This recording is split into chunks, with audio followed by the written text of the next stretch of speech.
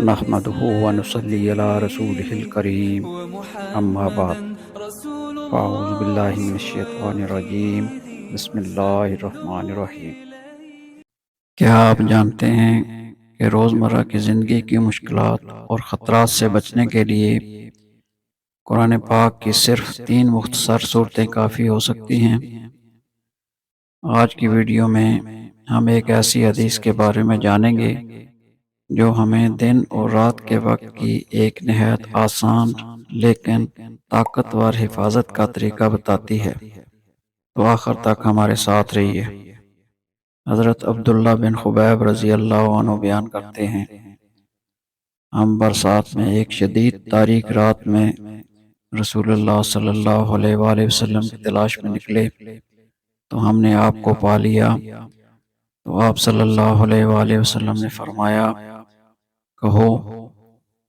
میں نے عرض کیا، میں کیا کہوں؟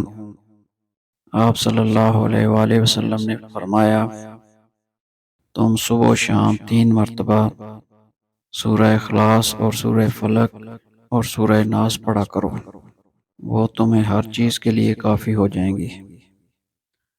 رواہ ترمذی و ابو داود و نسائی۔ اس حدیث سے ہمیں یہ عام سبق ملتا ہے کہ سورہ اخلاص، سورہ فلق اور سورہ ناس میں اللہ نے ہمیں روحانی اور جسمانی حفاظت کے لیے بہترین دعا دی ہے۔ ان صورتوں کو صبح شام پڑھنے سے انسان ہر طرح کے شر اور خطرات سے محفوظ رہتا ہے۔ اسلام کی تعلیمات میں ہر عمل آسان اور فلاح کے لیے ہے اگر ہم اس پر عمل کریں۔ آخر میں دعا ہے کہ اللہ ہمیں اپنی حفاظت میں رکھے اور ہر شر سے بچائے، آمین۔ اللہ تعالی ہمیں دین کی صحیح سمجھ عطا فرمائے اور عمل کی توفیق دے، آمین۔